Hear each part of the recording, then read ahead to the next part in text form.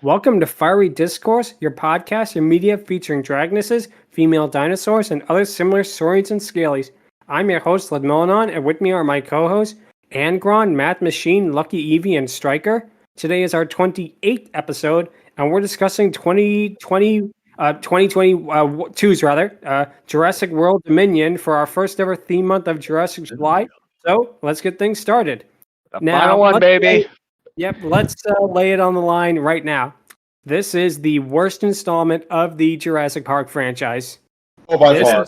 Oh, absolutely. It's okay, but an okay movie does not fix an entire generation that gradually gets worse and worse with each installment. Exactly. Yeah. And one of the biggest problems with this movie is this is not only the worst Jurassic World / Jurassic Park movie, it is also the longest one. It's 2.5 hours long, so that means you could watch Fellowship of the Ring in the same time you can watch this movie. It feels like you're going through a time warp, and it's actually about 7 rather than 2.5. Exactly. I had that exact same experience. It felt so much longer than what it originally was supposed to be. That was like the weirdest thing. It really felt like it was such a long movie. It was like twice as long as it was.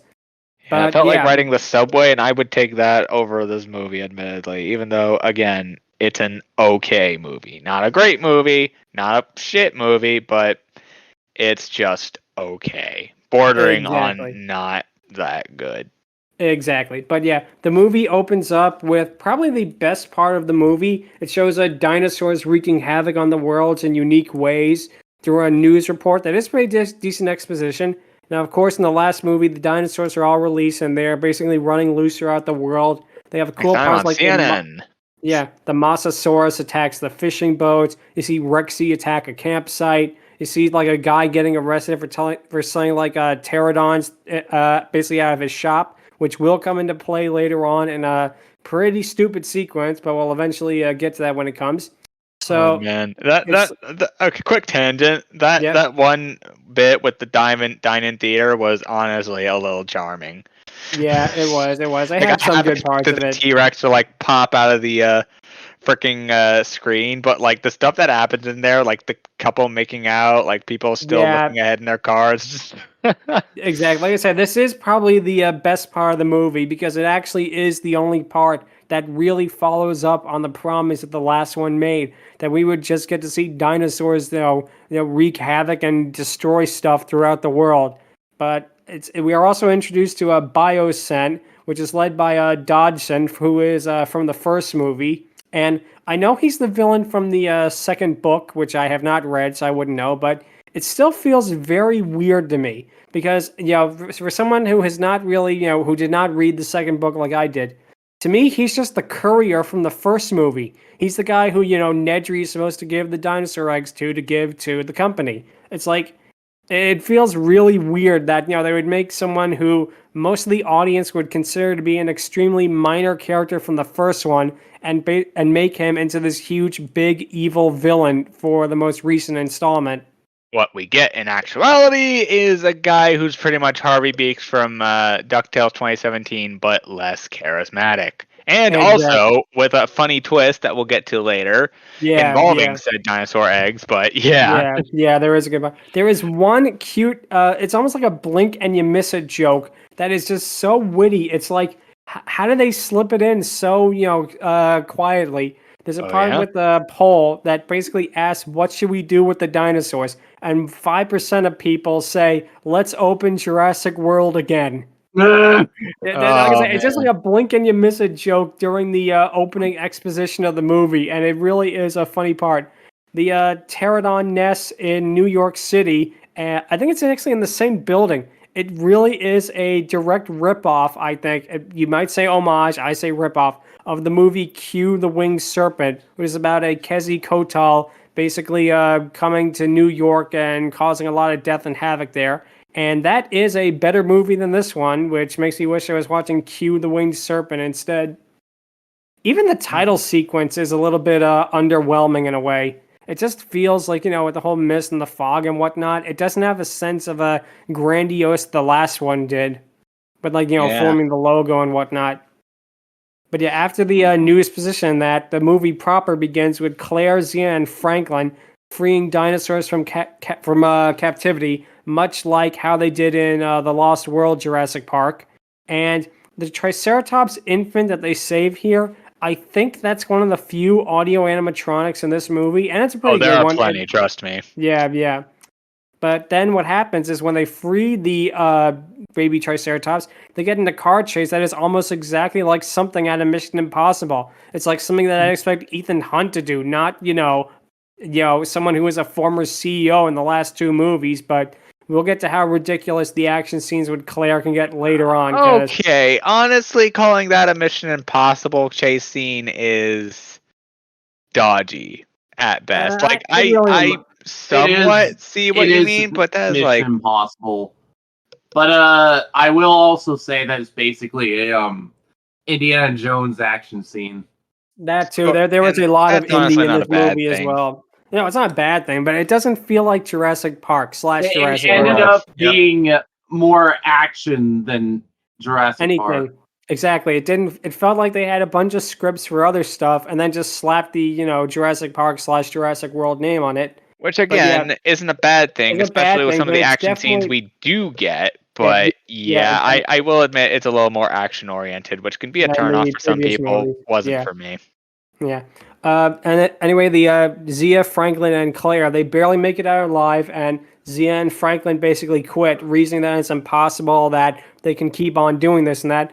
Then the movie cuts to Owen and basically a bunch of other, I guess you call them wranglers, herding dinosaurs, which should be really cool, but yet it just feels so underwhelming.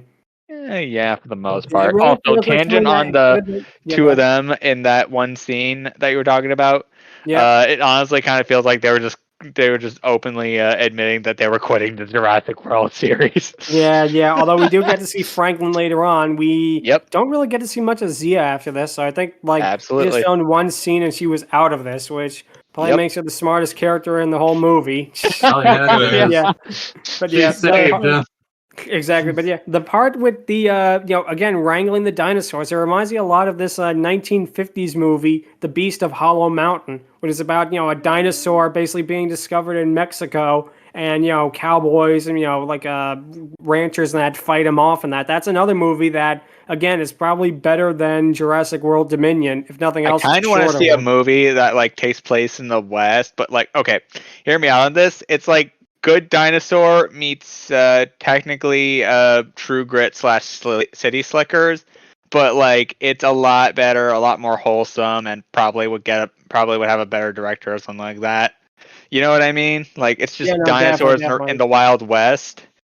But oh man, yeah, that definitely was something that. And again, this movie, Beast of Hollow Mountain, kinda is like that, but it's made in the 50s, so it might not be for everyone's taste. But I kind of liked it. But now getting back to this movie, we finally get back to more of Maisie, Claire, and Owen, who are living in society away from the woods. And I'm just sorry, the human drama was bad last time. In this movie, it is insufferable. When I rewatched this movie, when I rewatched this movie for the podcast, I watch it, on DVD, then I watch it on, streaming on the computer. I actually fast forwarded through the sequences the second time because I could not. It is so poorly written and they just feel so wooden. It just feels forced. The drama. The drama into this sucks. There's one exception that doesn't feel wooden, but just feels very weird. But we'll get to that in a moment. But this also later leads to honestly a downgrade for Blue. But I do like the part when Maisie sneaks out and they see the Brachiosaurus in the construction site being herded away. Yeah. It is a good part, and it makes me really wish that we saw more things like that, like dinosaurs interacting with human nature. How would these, beasts from millennia ago interact with things that they would have no context for or anything like that? Instead, we get some more pointless things. And every time the movie cuts to their shack in the woods, Claire and Owen, because it's always snowing, it's a little shack in the woods, I couldn't help but think of The Shining. Like it would pan over, you'd see Jack Torrance's frozen corpse, and Beta and Blue would be eating his arms. Yeah, I get what you mean. Oh my gosh, I kind of wanted to see that. Yeah, that would make the movie way better. If it turns out, oh my god, it was a sequel to The Shining all along. It's like Doctor Sleep 2. I need to see Doctor Sleep. I saw The Shining, but I didn't see Doctor Sleep. But it's okay. Shining is way better in my opinion, but it's okay. And then it gets to Blue and Beta. Yeah, we get to see her having survived in the wilderness, and Blue and Beta are absolutely adorable together. The fact that we did not get more of them in this movie is a crime, because I would have watched an entire movie of just Blue raising Beta in the wilderness, with things like that. Like Beta managing to take down an entire wolf by herself is great, and you really feel that, it's like, a creature, a mother and a daughter. Yeah, two things about Blue and Beta, though, before we get too far. One is in this. Okay, this is arguably the only good scene with Blue and Beta, in my opinion, because we'll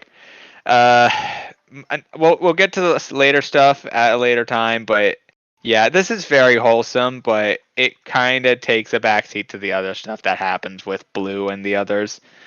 Even Beta, for the most part, takes a step back in this movie, character-wise. Not like they're terrible, far from it. But the fact that everything that was established in the first two movies ultimately gets rear-ended in this is honestly telling, and it gave me a lot of worry pits in my stomach every time I saw it, because what's gonna happen? What's gonna happen? Don't make me this, because I am generally not a fan of animals distrusting people and people abusing animals, that sort of thing. It is something that really sits with me really strongly and made me really worried in this movie. Yeah, and the other thing I have to say about Blue is such a shame is that she's really barely in this movie, outside from this scene, a couple of scenes a little while later, which I will shortly be talking about, and the ending. She's really not in this, which again, a very missed opportunity. Yeah. So we don't get to see her interact with Alan or Ellie or Malcolm or that. And again, we'll get to them too. But now probably because her blood was ultimately not very suitable. Exactly. But yeah, now of course we have the scene where they talk around the campfire, which is more human drama, which you don't need to hear, so we'll just skip it over. We cut to the van with the poacher in it, and I didn't even know this character's name. I just have him in my notes literally as Poacher. Yeah, he's the Poacher. They said his name, I did not hear it. They said his name, I forget it. We honestly don't care. Yeah, exactly. No, not about this thing. So yeah, then the movie cuts to Texas, where a farm and its livestock / its crops are swarmed by giant locusts. The main villain of this movie about dinosaurs are giant locusts. It's like if they had a script of a movie about giant bugs and decided to put it in this movie instead. We're not the giant bug podcast. We're the Dragoness female dinosaurs and other similar stories and Scalies podcast. So though I will say this. The bugs, for the most part, take a back seat. They're not a prevalent villain, and they don't distract from much. But they don't bring a whole lot to this either.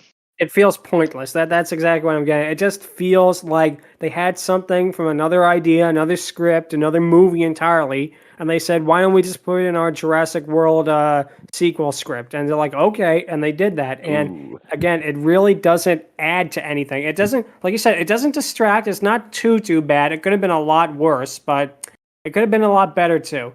But anyway, we finally get to see the first of our returning characters, Ellie Sattler, who visits the farm and she studies the locusts and whatnot. And then it's here where we finally get to see Alan Grant again on a dig site, and they play the Jurassic Park theme, but it doesn't feel earned. It feels like, in all of the Jurassic Park movies leading up to this one, even Dominion, the Jurassic Park theme song was saved for some big, majestic, grandiose, basically realization or a big, showcase of something. And the first one is Alan Grant coming back wasn't a bad Oh no, Alan bad Grant's review. the best part of this. Alan Grant is. It feels really nice to see the main characters again, and Honestly, yeah. Yeah, if I know it's nostalgia bait, and it definitely was a way just to get people to go and buy this or see this. I know I bought this because I wanted to see Alan Grant, Ellie Sattler, and Ian Malcolm again. But it does feel a little bit like nostalgia bait, but I'll take it over some of the other stuff in this movie. So yeah, Ellie reunites with Alan, and it's revealed that she divorced her husband from Jurassic Park 3, which does not really come up again. I don't know why they put that in the script, but they did. Well, they get back together in the end. More on that later. It's for fan service, unfortunately. Yeah, exactly. So, but it doesn't add to the story at all. No, that's the thing. Yeah. So Grant analyzes the giant locust, while Ellie decides that she and Grant should go to Biosyn, and they have an in because Ian Malcolm is the on-site philosopher for Biosyn. I mean, granted, this is just a ploy to get, Ian Malcolm, Ellie, and, Dr. Grant back together again, which, again, I will have any excuse to get them together in the same scene is a good one. I mean, this is the same series this is the same guy who pretty much explained chaos theory. Yeah, exactly. And, he would work for somebody, as obvious a villain as Dogson. Again, was a ploy, so yeah, props to that. Exactly. And and he does do a lot of great things in this movie. It does. And the next part when we get to see all the dinosaurs and the padlocks are fun. And we do get a lot of variety with the actual dinosaurs in this movie, which is, I will give this movie credit where credit is due. I am really glad that they put a lot more variety of the dinosaur type in this movie. A lot of them got a really good scene to shine. Not so much with this part, which is, I think, just showcasing the dinosaurs to the audience, who basically at this one probably wondering, Ian Malcolm in the first one. There are going to be dinosaurs in this dinosaur movie, aren't there? I really hate that man. I really hate that man. Oh my gosh! But yeah, speaking of dinosaurs, we finally get to see Maisie meet Blue in. Well, it's probably Maisie's best scene, just, her childlike wonder, which really compares to the more sullen teenagerness of the rest of her character throughout this movie.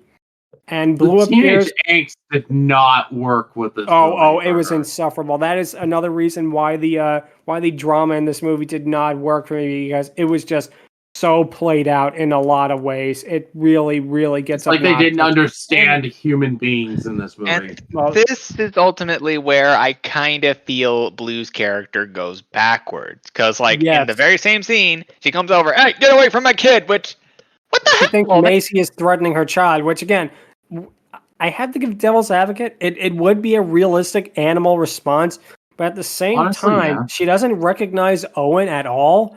It's but then again, there's no way that's impossible. That's one of my biggest issues with this movie.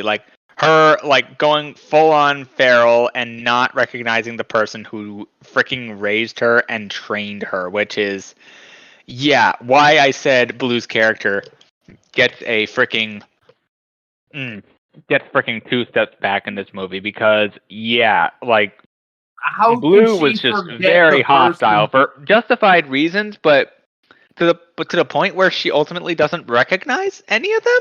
Exactly. That's weird. That is very weird. I didn't actually think about that. I thought, it would make sense, but now that you say it, because she was raised to see Owen as her pack leader in a way. Yeah, for real. Yeah, and didn't she also imprint on him?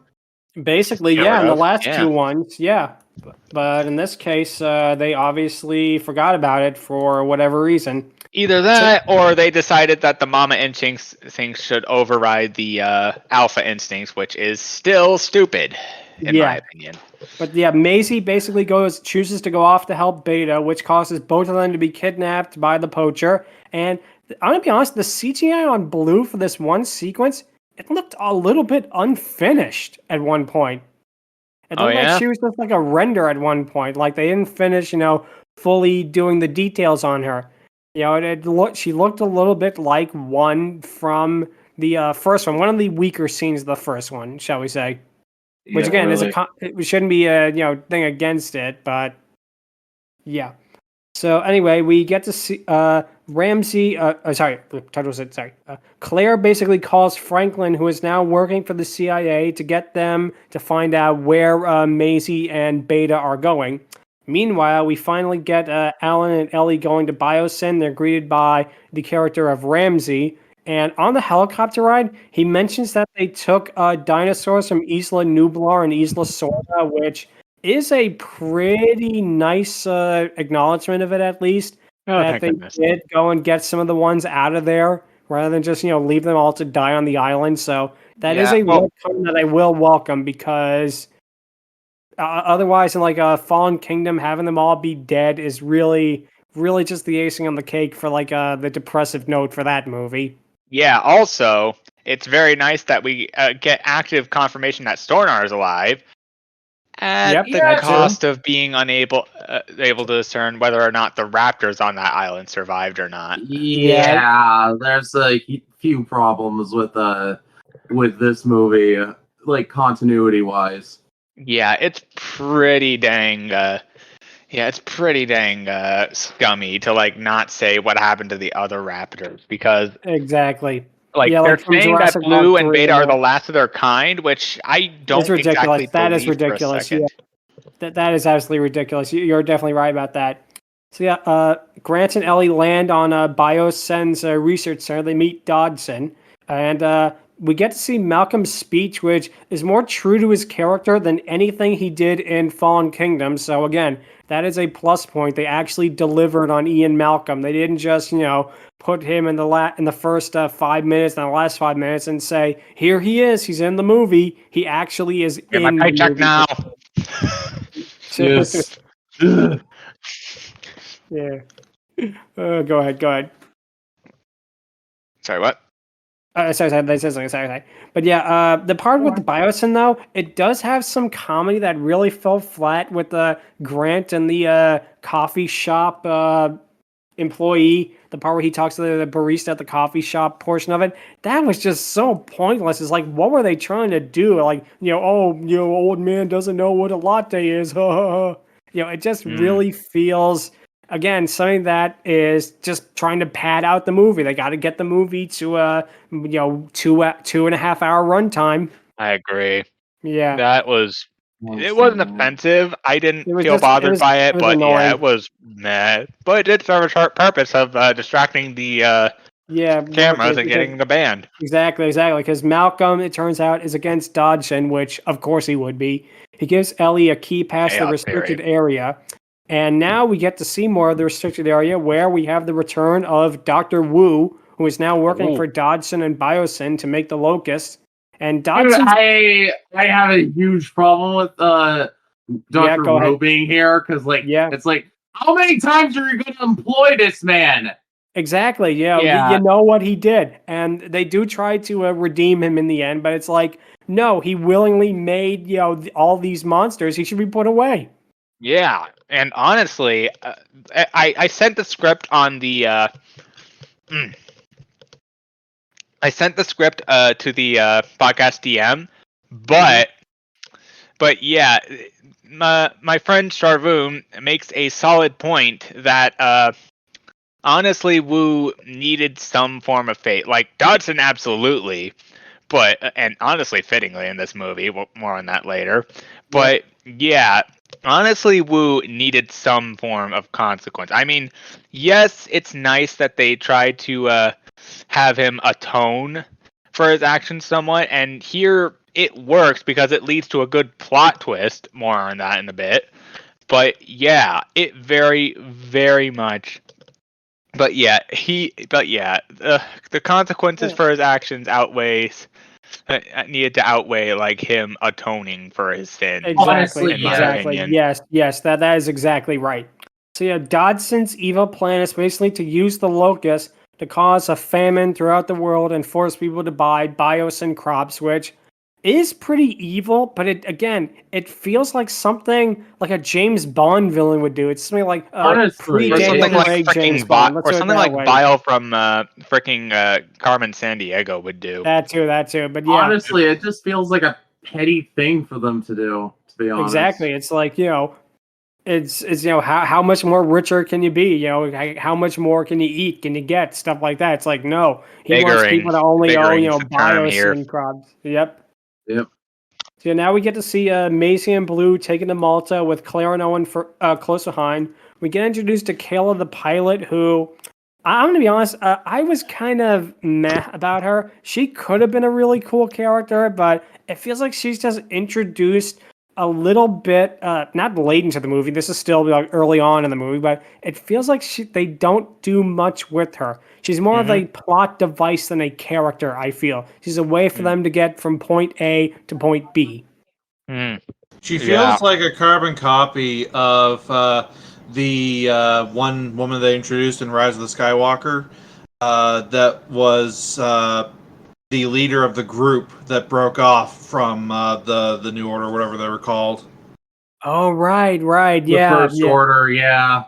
I remember that, yeah. But anyway, we get to see Malta being a hotbed of crime and illegal activity, which is very far from the truth. And this is the part of the movie that I think completely where it loses me.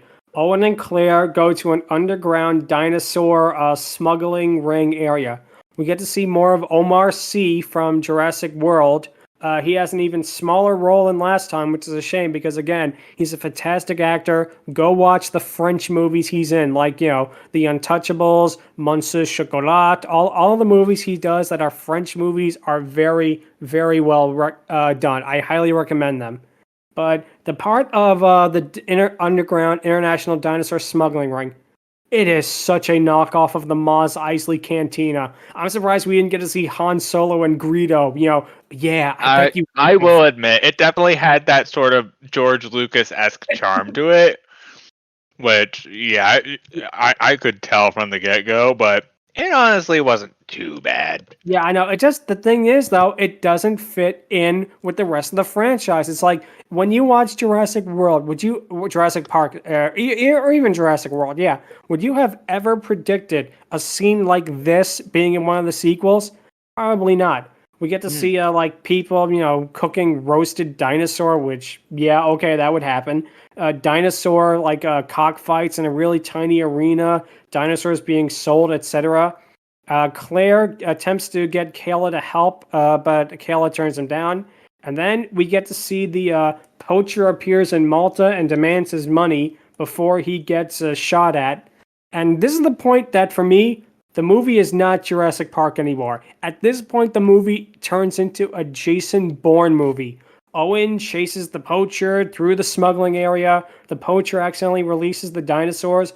Owen and the poacher fall in the dinosaur arena and get in a knife fight. Like an actual, scene with, the poacher pulls out a switchblade and they're fighting with each other and that. And this is so not like Jurassic Park. That's the thing that's crazy. This feels like they saw, Jason Bourne and were like, we can do that too.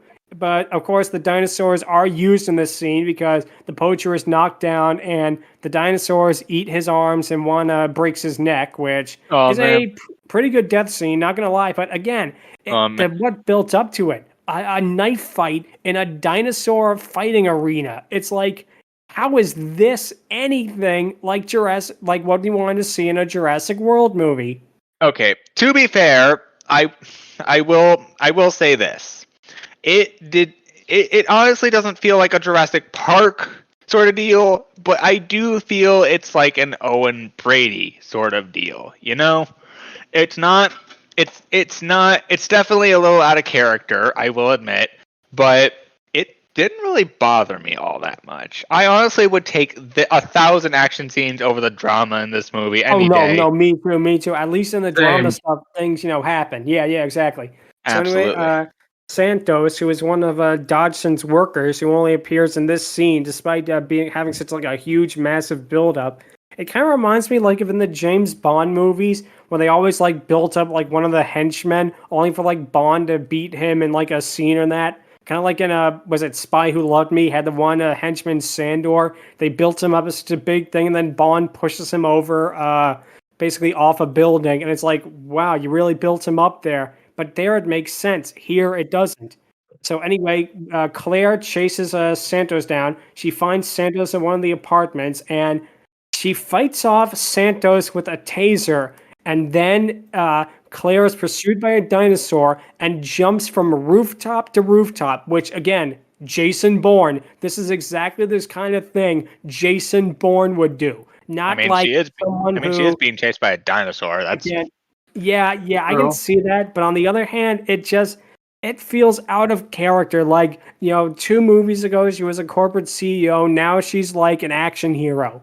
To me, it just doesn't click. It doesn't have, even from like the last one to this one, it doesn't make sense. She does have some of the experience for this sort of thing. So no, I can see that part, but again, for me, maybe it's just my personal opinion. It just feels weird that you have her like, it's even filmed in like the shaky cam, like, Bourne Ultimatum and that. I need to watch the rest of the Bourne movies, honestly. Yeah, they're good. They're good. They're all pretty good. I highly recommend them. But yeah, Claire basically is saved by Kayla, who drives her to safety. Barry Omar C's character basically holds Santos at gunpoint and arrests her. So that's the last we see of her. And then we get to see Owen on the motorcycle chase.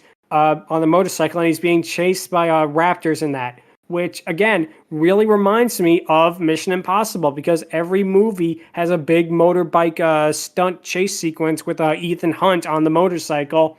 And at this point, this movie is really everything but Jurassic Park and Jurassic World. I hate to, keep reiterating that point, but it feels so wrong that, that this was what they came up with. They had, 3-4 years of, to write a script, and this was the best they could come up with. It's like the dinosaurs are an obstacle at this point. Like, it does have the cool scene with, a couple of dinosaurs attacking Taurus and Malta and whatnot, but again, they're not the focus. They're just an obstacle. You could replace the dinosaurs with, like, secret agents, trying to shoot at him. Nothing would really change. For the most part. Oh, really? Yeah. To be fair, this definitely does. I haven't seen Mission Impossible all that much, so I'll take your word for that. But as a non Mission Impossible watcher, seeing this for the first time, I think it's all right. It works for Owen Brady for the most part, again, and also to reiterate two things to reiterate this overall scene. One moment was something Sharvoon. Two things Sharvoon brought up. The first was him making a little joke from a reviewer, basically like the poacher was pretty much writing down the entire address and all that much before he like got freaking eviscerated. The second part, the cinematography in this movie is another thing that he brought up, which I don't exactly have a trained eye for that sort of thing, so I'll take his word for it, but I will admit that there were some moments that needed a little more, needed better direction, as it were. Like, better, longer time, more focus, that sort of thing. Exactly. No, I definitely can tell your point. It feels like, again, they're doing that thing that a lot of modern action movies here, where it's like cut. It's like it's going too fast. Then exactly. It's slow down a little bit, and what they do, just not that some much. Extent, but what? Yeah, it's like the Amazing Spider-Man 2. Yeah, or like in Taken 3, where we have, no joke, like 12, 13 cuts over a scene where Liam Neeson jumps over a fence. They have like one sequence, and they do like every angle of him like just climbing over a fence like 13 times. It is insane. This movie, thankfully, isn't that bad, but yeah, it can get really tedious at times. And we do have one cool part of this sequence that almost redeems it, but not really. It's the part where Owen rides his motorbike up Kayla's plane with a raptor close behind. He throws the bike at the raptor, and it falls to its death while like holding on to the motorbike, which, again, it looks cool. In a better movie, that would have been something that would have been really, really cool. And again, it still looks neat, but it just feels like, with everything behind it, it's just so fleeting. Yeah. But now, of course, we cut back to Biocen, where we get to see Alan and Ellie be given the tour by Ramsey, while Dr. Wu talks to Maisie about Beta and his work overall. And it's here that we get to see Charlotte's mother, Maisie's mother, Charlotte. She's seen in footage, and Charlotte is revealed to have made Maisie because Maisie cannot get like diseases or anything. She has like a perfect, pathological body. Mm-hmm. Yeah. So, and of course that comes into play later on, and Dr. Wu wants to use both Maisie and Beta's DNA to fix the problem by making that all the locusts don't carry the disease anymore, so that they just become like a normal locust, which actually, now that I think about it, my James Bond mention might have been more appropriate, because Dodson's scheme is the exact same scheme Blofeld had on Her Majesty's Secret Service. Blofeld was going to use locusts to decimate all the crops and whatnot with allergies. Not locusts. He was going to use he was going to have like allergies basically to decimate all the crops and whatnot on Earth if he didn't get, a certain ransom, and Bond stops him, although that does have a tragic ending, but we're not going to talk about that here. But yeah, it really does remind me of that. But we get to see Alan and Ellie, speaking of which, with the locust, they get into hazmat suits to look at the bugs, which it's a good sequence, but again, it's not really what I expected Alan Grant and Ellie Sattler to do when they brought back these characters. Yeah. It feels like they're like third wheels in a way, almost. Sort of. Not really. Yeah, no, I can kind of see that, but in a way, it feels like the focus is it's trying to do two things. It's trying to appeal to the fans of the original, and it's trying to continue the Owen, Grady, Claire, Maisie, etc. story. And it's like, can't juggle both. It's like they could have gone like one way, or they could have gone the other way. Yeah, exactly. But yeah, Beta and Maisie freed the science lab while Alan and Ellie are attacked by the locusts. Maisie runs into Ellie and Alan after they barely escape, being, swarmed by the locusts, and she recognized them, which, interesting.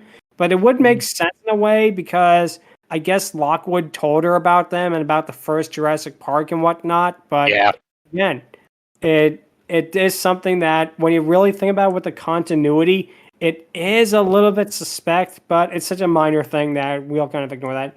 Yeah. So we get to finally cut back to Kayla as she attempts to land on Dodson's Biocen site, but she's denied. And then we get probably one of the better parts of the movie, where her plane is attacked by a Quetzalcoatlus. And Quetzalcoatlus sequence. It is so cool. This is again what I wanted to see more of in this movie. Stuff like dinosaurs attacking planes and whatnot, and how they have to deal with it. Claire parachutes out while being attacked by the pterosaurs, and but meanwhile the plane is going down thanks to the Quetzalcoatlus, which again, funny I mentioned Q the Winged Serpent when a dinosaur based on Quetzalcoatl appears on this. Yeah. But Yep. Alan and Ellie run into Ramsey, and they try to make like a lame excuse, but it turns out Ramsey is also on their side to help them stop the locusts, which kind of feels abrupt in a way, but in another way, it does make sense because Dodson is a greedy bastard.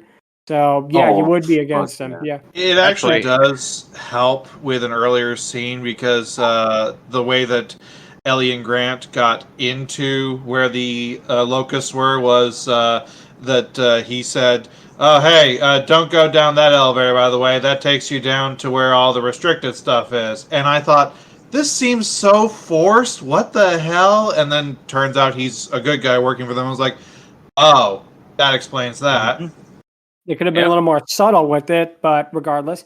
But now we have another good sequence of the movie. Again, this movie has like flashes of brilliance. Like it has parts that it doesn't make me completely despise it. It's not like a 1 out of 10 movie, because it does have some good parts in it. Absolutely. It has the part where Claire is stalked by the Tyrannosaurus, excuse me for mispronunciation. Yeah, is another really good sequence of the movie. But we'll talk about that in a bit. Yeah, it's another really good sequence of the movie, though. I feel like the most tension it has is when she's hiding under the water and just like leering over her, and that again is a sequence that deserved a much better movie than what it got. Absolutely. Yep. Yeah.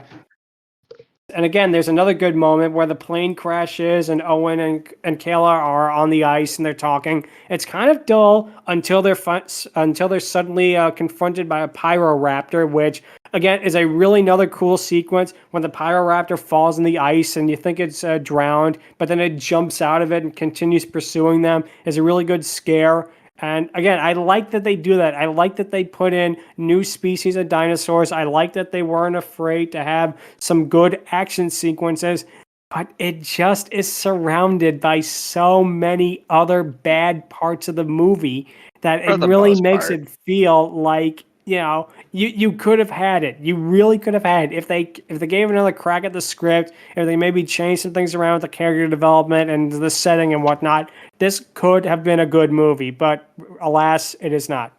So yeah, the movie then cuts to Ellen, Alan, Ramsey, and Maisie on the monorail.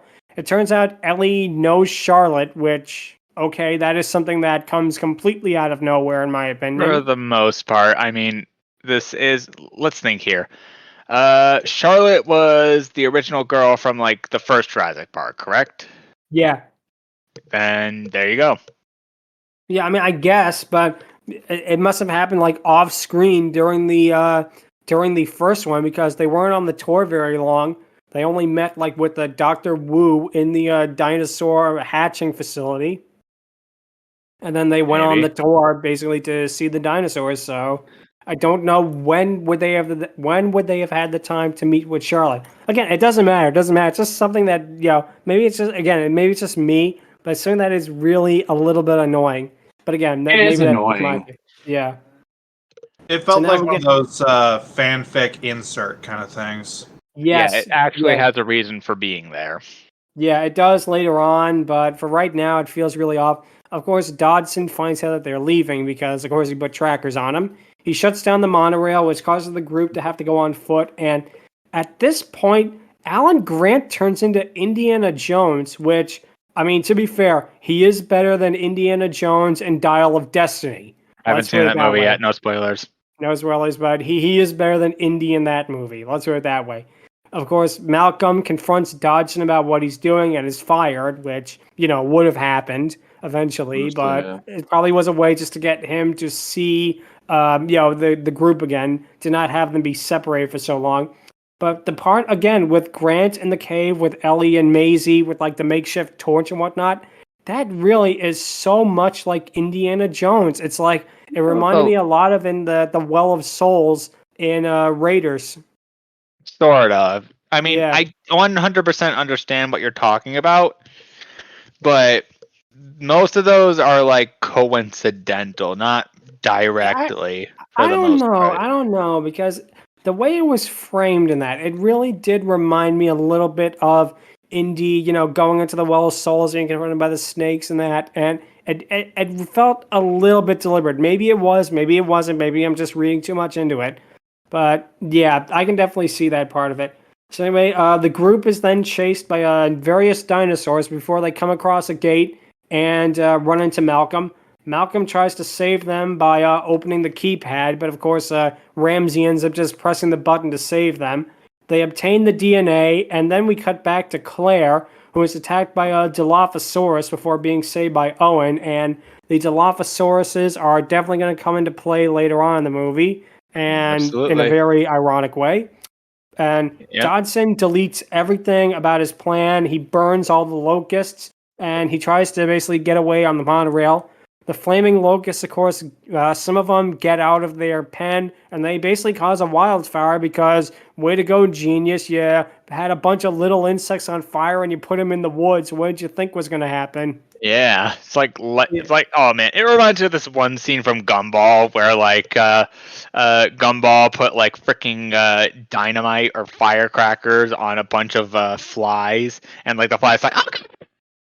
And then what makes this even worse is the fact that there's like ecto-freeze as like a sort of lake, and like they get out and like they drop the firecrackers, some of it catches on fire, and like it's just an entire fucking blaze. Oh god. But yeah, Ian, Alan, Ellie et al. They try to escape via Jeep, but it crashes. Kind of, I guess, trying to be like the first one with the Jeep in the tree, but here it just feels like it's a callback for callback's sake. But Claire and Owen find the Jeep. I forgot about that, in honesty. Yeah. Claire and Owen find the Jeep. They save Maisie. The protagonists of the sequel trilogy finally meet with the protagonists of the original trilogy, and the use of the Jurassic Park theme here, again, it doesn't feel really earned. It should have been saved for like the reveal of maybe like what happens in a couple of minutes, but for this part, it's just like it's characters meeting each other. Do we really need to play the theme song? It's kind of like, again, in James Bond, when they played the James Bond theme in From Russia with Love, when Bond is just casing his hotel room. It feels a little bit out of place in a sequence that is not very action-packed. Again, it might be for nostalgia purposes, though. It feels like the director or the editors thought that this was going to have just a giant fan reaction, like in No Way Home, where all the Spider-Men were meeting up and just the audiences went wild. Yeah, and I can understand that. However, here it's not as impactful, but it absolutely does have a bit of... but it does have some impact. That's pretty much the whole film in a nutshell. There are moments with where the impact is there, but it ultimately just doesn't feel like it's 100% like oomph, you know? Yeah, no, I definitely understand. I understand completely with that. So yeah, the group is cornered by probably one of the other good new dinosaurs in this movie, the Gigantosaurus. And the way that Ian sets its mouth on fire, Claire tasers it in the eye. It does show that they work together to basically drive this dinosaur away from them. And again, it's another part I would have liked to see more of. I feel like they should have united with each other way earlier in the movie than like this portion of it. It feels like at least as a bonus as a bonus in this particular scene, we pretty much get the Giganoto technically being a dragoness, because like it roars out and it breathes fire. Yeah. So technically, it's a female dinosaur and a dragoness. A first for this podcast. Yep. So yeah, Dodson has Biosyn completely evacuated, and he confronts Ramsey about what he's done. And Claire attempts to reboot the system again, kind of like what Lex did. Maisie and Owen want to rescue Beta, much to Ellie, Alan, and Malcolm's amusement, which does get a good line from Malcolm, which, again, Malcolm probably has the best lines of the movie. He goes like, "You made a promise to a dinosaur?" Again, he feels like he is much better written here than he was in Fallen Kingdom, where he served as yes, he feels like Ian Malcolm. The lines he says feels like Ian Malcolm. I'd also like to add, from this point on, I'm not sure if this was intentional or not, but Ian feels like he becomes an audience surrogate. He speaks to Claire, oh, you were the one in charge of Jurassic World. Not a fan. When the system went down and Claire and Ellie were down there shutting it off, they screamed out, "Oh, it's rebooting.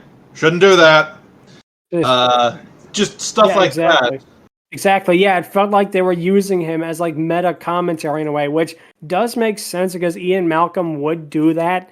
But on the other hand, it could be a little obnoxious to some people, but it is in character. At least there's that. Absolutely. So, yeah. Dodson attempts to escape by the monorail, and Ellie and Claire have to go to turn on the power, like in the original Jurassic Park, and we finally get to see Beta, Alan interact with the dinosaur, and Owen, Maisie, and Alan get Beta to calm down with the stupid hand up signal, which apparently is the universal sign for a dinosaur to chill out. So I mean, it worked in How to Train Your Dragon. I mean, and it's it worked probably in the first not 100% the world's worst way to tame an animal.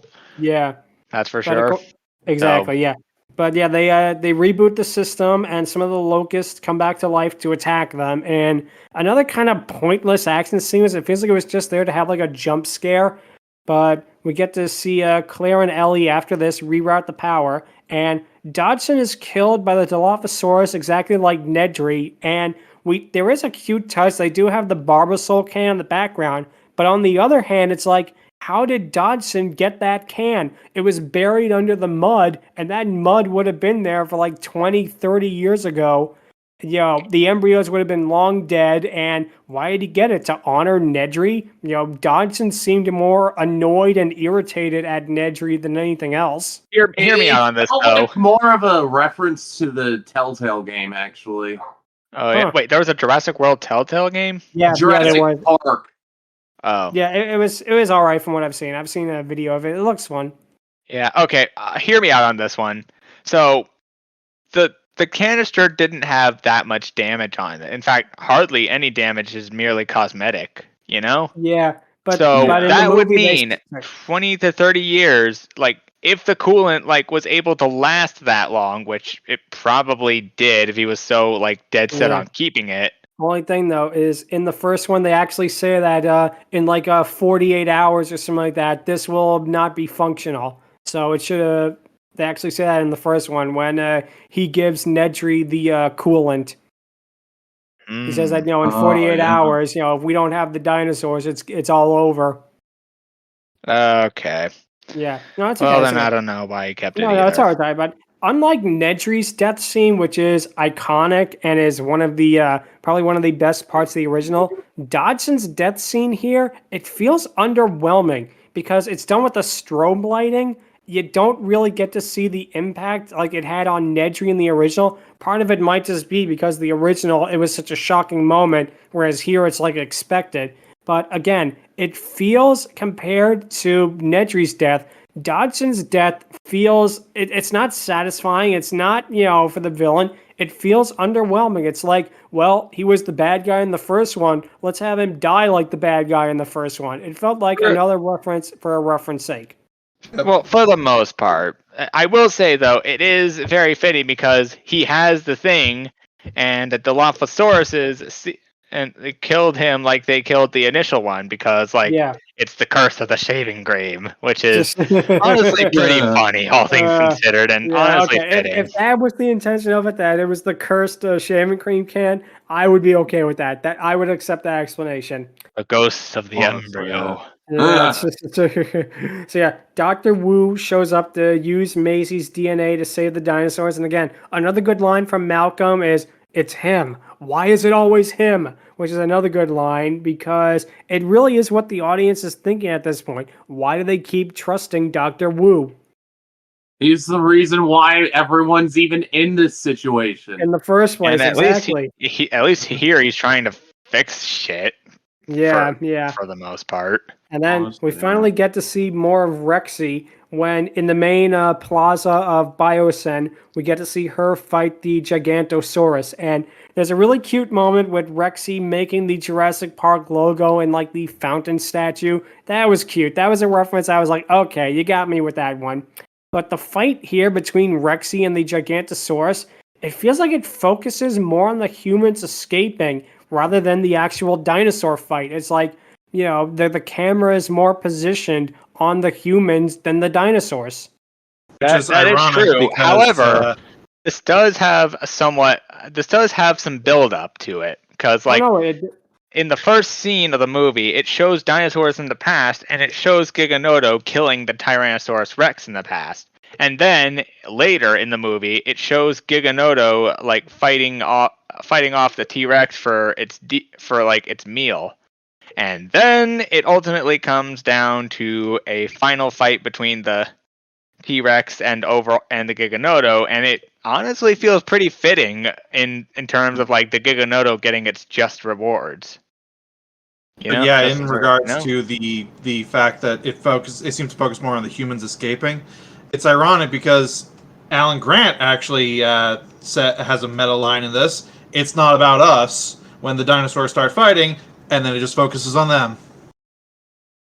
I see. It is true. Yeah. Like, they're not like it's about dominance, not specifically like they're hungry. Yeah. So yeah, I definitely can see that. But again, we get to see the humans escaping while Rexy manages to kill the Gigantosaurus by impaling it on the Therinosaurus's claws, which is a really cool ending. And I feel like if the fight was better, it would have been a really satisfying ending. Like Rexy pushing the Gigantosaurus onto the giant claws of the Therinosaurus. It's impaled right through its neck in that, which it's pretty cool. It's a cruel. It looks cool, but it ended abruptly. Yeah, exactly. Yep. It feels like we're running out of time for the movie. We gotta do this. So exactly.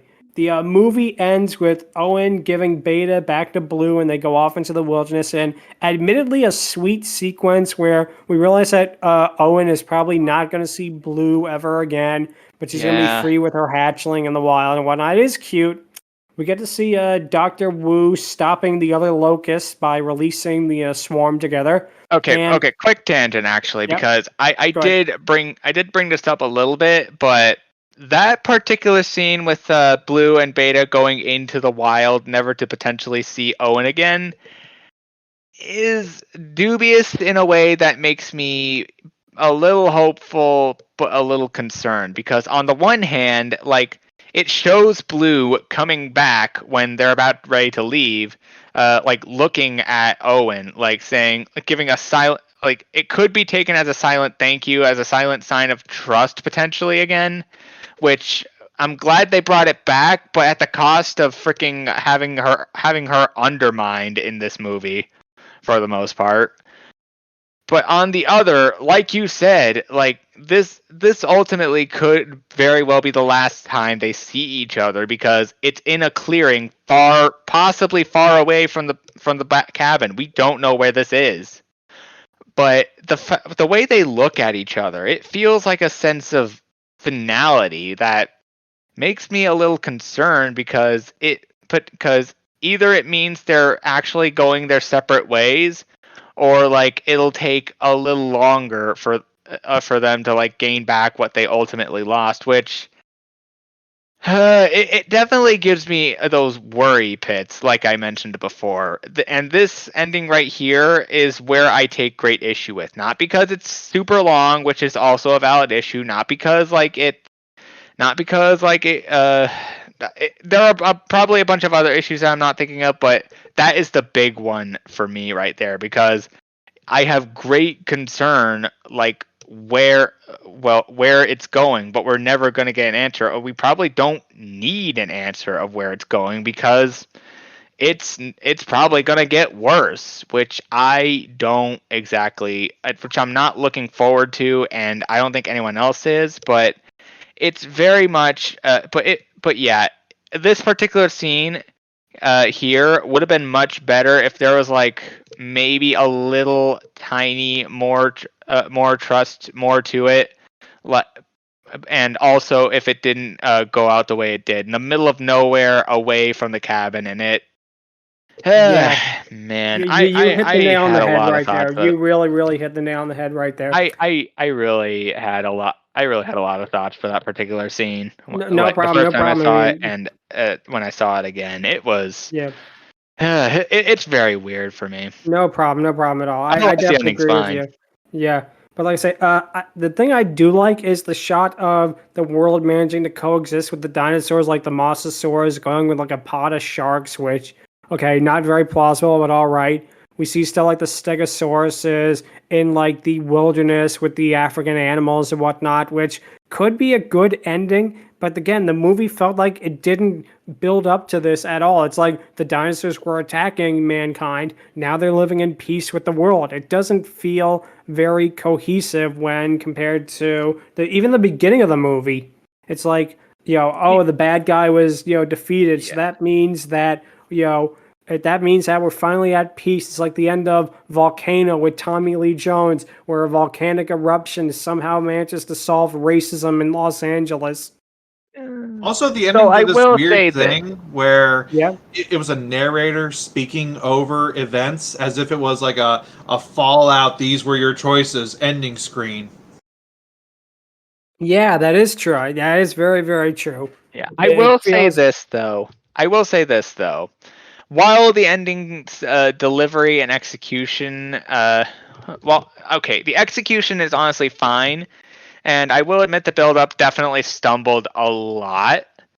I can't say that the message is an absolute terrible one because no, it's a good message, but it feels a little awkward in a movie like this. Yeah, the execution was pretty bad. Yeah, like I said, it did remind me a lot of Tommy Lee Jones's Volcano ending, which is equally very off-putting when compared to the rest of the movie. Yeah. So this is probably, it might not be the technical worst movie on the podcast, but for so far, I really I did not like this movie at all. It's not a 1 out of 10. A 1 out of 10 is for movies that have no redeeming values, has nothing going for it. This movie had a couple of good sequences and it had a couple of cute character interactions. I think the movie overall, though, it really feels like it amplifies everything that is bad about long-running franchise at this point. They have the nostalgia bait. They introduce new concepts but never do anything with it. They introduce new concepts that have nothing to do with the original movies. Again, this movie isn't the worst. It's not the worst movie I've ever seen or anything. I have seen a lot worse than this, but it's not very good. Absolutely same. I've seen worse, but it is same. All bad. Yeah, the good moments and some of the moments people hated, I thought were okay. I've seen at least one Bourne movie. I've seen technically one James Bond movie, and I have not seen any of the Mission Impossible movies. So I can't really get 100% on board with those comparisons. But I will say this: there are some moments in this movie that definitely didn't really grip me. Like, there were some that tried to, and some that ultimately did for the most part. But yeah, this didn't have the impact of the others. At least Fallen Kingdom had some impactful scenes, despite being not that great a movie for the most part. It's still somewhat good. It's still good, bordering on okay, but this is just okay. It is not. This is not 100% this is not a great movie. It's not a terrible movie. There are way worse out there, like some of you said, but I will absolutely say that this movie was, this was not a great movie to 100% sit through. It wasn't a bad first viewing, but I think the first viewing is all you're really gonna get. Yeah, no, you are definitely right about that. But of course, this movie was a monster hit despite negative fan and critical reviews. So they're definitely gonna make another one, and we'll discuss it when it happens. Which is gonna lead into the question of the week, which is, where can the Jurassic World franchise go from here? And I'm gonna go first. It's probably gonna be an obvious answer, but I'm gonna say this right now. They're either going to do time travel in it, like going back actually to prehistoric times, where it might rip off Ray Bradbury's A Sound of Thunder story with, hunting the dinosaurs and whatnot. Could be an interesting idea. Or also rip off frickin' Pokemon Scarlet and Violet. That too. But this is just because, Universal Studios has both of those huge franchises. I guarantee they will try to find a way to make a crossover with Jurassic World and Fast and the Furious. They will try and find the way to make that happen. Have Dominic Toretto versus dinosaurs. Oh dear. Oh god. I mean, Cadillacs versus dinosaurs already exists as a series. Oh yeah? Yeah. It exists? Yeah, that was an animated series, Cadillacs versus dinosaurs. It was cheesy, hilarious 90s fun. Oh dang! Wow, that sounds like a lot of fun. I gotta check that out. That sounds just the title alone sounds like fun. That's why everyone watched it now. Huh. I honestly kind of okay. Hear me out on this one. I do think the time travel does have levity.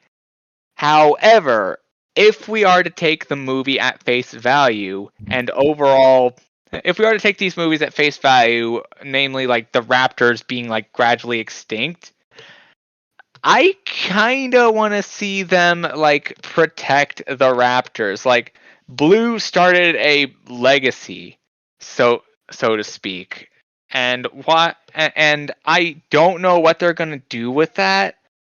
And I'm a little concerned. I honestly don't want to see a sequel, but if it has to happen, I kind of want to see most of the dinosaurs come back. Like, I kind of want them to tackle the subject of like freaking potential extinction and endangerment, because that's in a good way, in the best way possible, because extinction and endangerment are serious things that are still going on the planet today. Like the nautilus, the reef sharks, hell, pandas are the earliest example, more or less.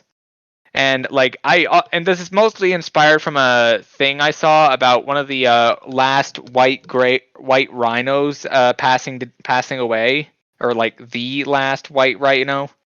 But yeah, I kind of want to see them like tackle with that. I kind of want to see them go in depth a little bit. The emotion, the feeling, the oomph that some of the others had that Jurassic World Dominion just didn't. You know?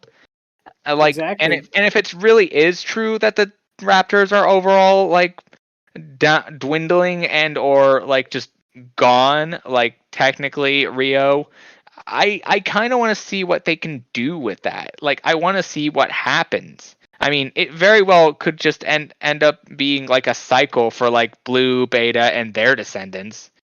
But yeah, if not the time travel thing, which I honestly want to see happen, like them going into the past, discovering dinos, finding out what's what.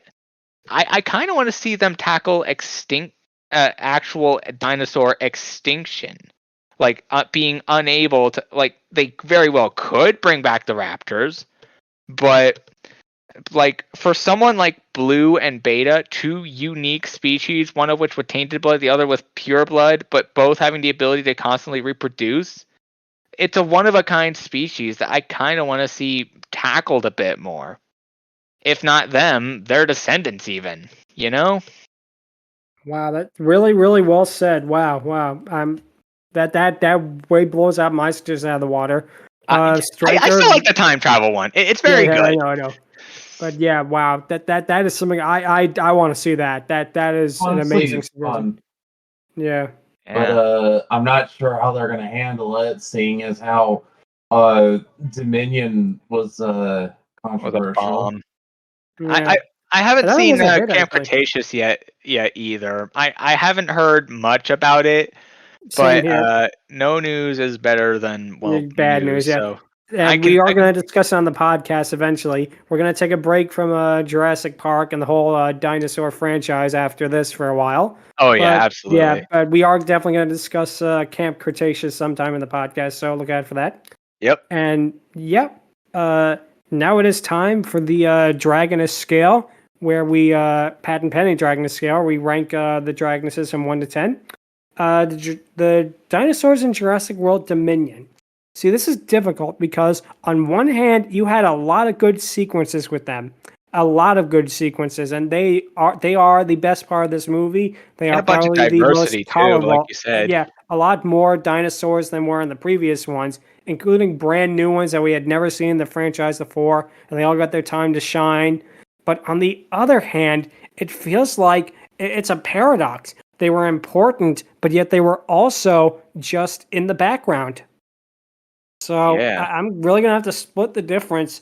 I'm going to have to give them probably a 6 out of 10. That I did not think I'd be that low, but they when they're on screen, they're great. They are easily the best part of the movie, but like you said, Blue's character regression and things like that kind of knock it down. And the fact that the dinosaurs in a franchise about dinosaurs, they don't seem that important in this movie. They are, but they aren't. It's like, it's a weird paradox. I don't know how else to put it. Angron, what would you have to say? Okay, so as much as I thought the movie was a little better than most of y'all ultimately said, I will play devil's advocate and say yes. The dinosaurs didn't have a lot of moments. However, the moments they did have kind of do it a little more for me personally. They ultimately shined through in many ways, and even the bad moments with Blue and admittedly Beta sometimes, ultimately the good ultimately shines through a little better than the bad. And it's for that reason I'm going to be a little more generous and give them a 7 out of 10. Like, they really did diversity here pretty well. They did lightly toy around with some ideas. No major oomph. But yeah, I liked the dinosaur moments a little better than most, even if they took a back seat and again didn't give the whole oomph, the whole impact sort of thing. It was not a great impact, but it was still enough for me to at least give credit where credit was absolutely due. Okay. Stryker, what would you have to say? Oh boy, do I have a lot of things to say. I mean, we already said what was needed to be said, but it's just, I felt like while there were good moments in the movie, ultimately it started to fall off near the end with the dinosaurs. And I'm gonna have to give the dinosaurs a 5 actually. Wow. I had a feeling. I honestly expected a 4 out of 10. Wow. So, Math, what would you have to say? I'm a 5 as well, solely on the fact that they looked amazing in this movie. They are props. Yeah. Without Blue, without any personality carrying them, there's nothing here. I am just looking at set pieces. They're very nice looking set pieces, but they're just set pieces. And some of them do have character. Absolutely, do not discredit that. But yeah, I will admit some of them do have a little bit of character, but they just don't have the personality. Like Blue was absolutely the star of 1 and 2. This one, it's got dinosaurs, a little bit of personality, but there's no real character to any of them.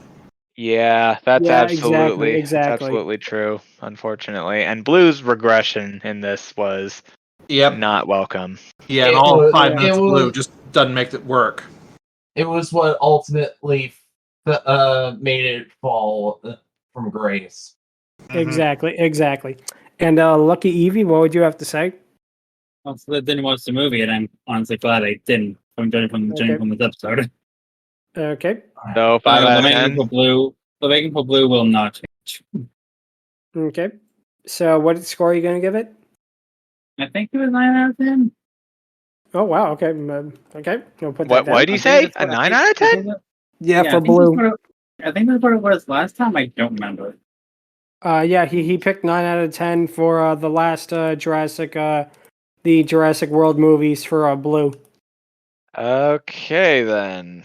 Yep, that's interesting score, but yep, that's good. So if you have any questions, or if you want to tell us how bad you thought the movie this week was, feel free to email us at fierydiscourse@outlook.com or visit us on Twitter at twitter.com/fierydiscourse. Next time, we'll be talking about the 2006 Danny Phantom episode, Beauty Marked, with Princess Dorothea. It's going to be good to get back to Dragonesses again, and to get back to something a lot shorter again to talk about. Yep, Dorothea. And something actually good. That too. That is going to be a lot of fun. Yeah. So, thank you guys so much for listening this week, and until next time, take care. Yep, later. Adios. Adios.